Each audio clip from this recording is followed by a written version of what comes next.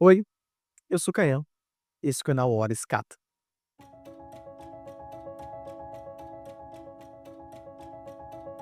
Você já achou que sabia mais do que os outros sobre Deus? Já sentiu que a sua fé te fazia melhor do que alguém?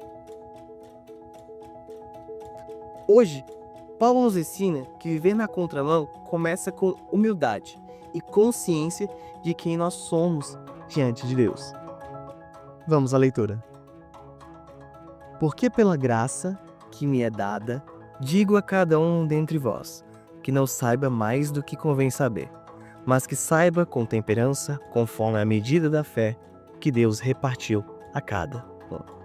Nesse versículo, Paulo exorta sobre a arrogância espiritual e o cuidado que nós devemos ter. A mente renovada em Cristo gera uma nova visão do mundo. Mas antes disso, a mudança é interna, que se reflete fora. Então, um dos primeiros pontos que há mudança em nós é a visão que temos de nós mesmos, a autoimagem. A distorção que temos da autoimagem como consequência do pecado passa pelo processo de restauração. Isso é maravilhoso para nós, porque dessa forma, tendo uma visão renovada da nossa autoimagem, passamos a nos enxergar como Deus nos enxerga, ou pelo menos mais próximo da identidade que Deus tem nos dado. Tudo que nós temos é pela graça. Paulo ele tinha uma constante em suas cartas, que ele também é apóstolo, escolhido por Jesus, e que tudo que ele era ou que ele fazia era somente pela graça. É interessante isso, porque são dois pontos muito importantes. Primeiro, Paulo sempre destacava a identidade que Cristo deu para ele. E o segundo ponto aqui é que Paulo entendia que tudo isso vinha de Deus. Não havia mérito algum na pessoa de Paulo ou de nenhum outro apóstolo. Quando nas cartas eram ditos sobre a igreja ser fundamentada na doutrina ou ensino dos apóstolos, quer dizer sobre a autoridade que eles representavam, Cristo Jesus. Nenhum deles tinha um poder em si. Enquanto falassem dos ensinos de Cristo, eles o representavam o seu poder. Não é à toa que nós temos algumas cenas muito curiosas na Bíblia de discussões entre os próprios apóstolos, da divergência da postura que, por exemplo, Pedro tinha quando estavam na frente dos judeus, e ele tinha uma outra postura na frente dos gentios, dos não-judeus. Que Paulo foi e falou com ele de forma bem contundente. Se curvar a grandiosidade do Senhor é um ato de fé e de humildade.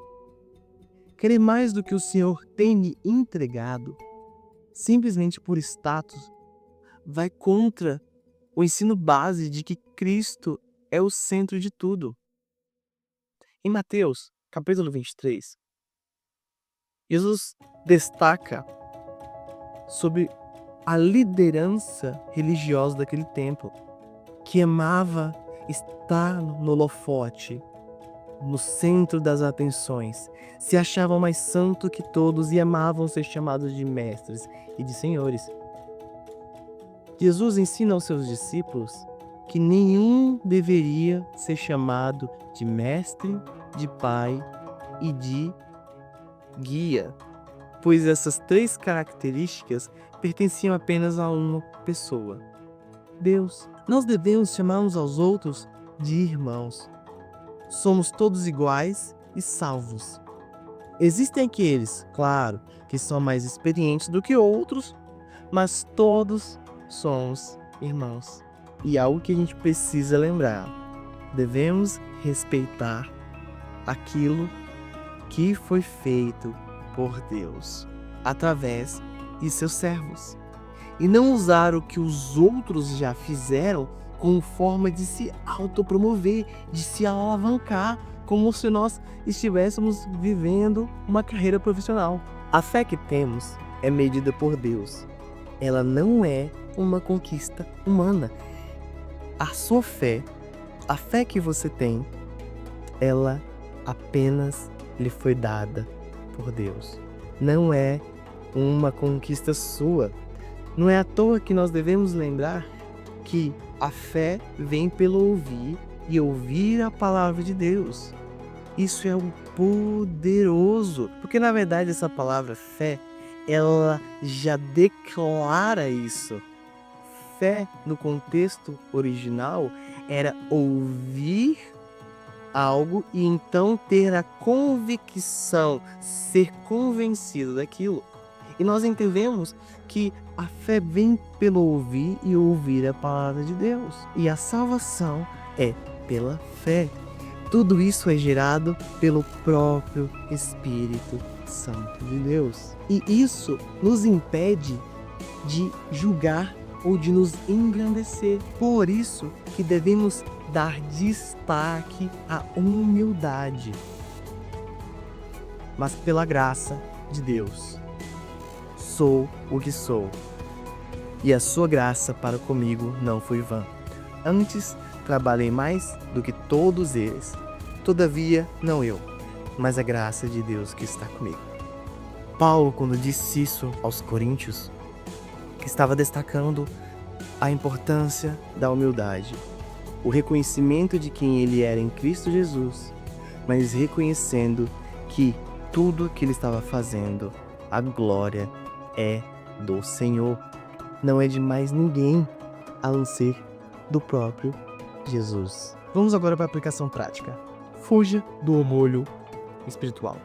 Frases como eu sou mais crente ou aquele ali é mais fraco na fé do que eu é algo que você precisa passar longe, fugir. Temos que ter este cuidado, pois mesmo que salvos, todos nós estamos lutando contra a natureza pecaminosa. Então se cuide para não cair no erro.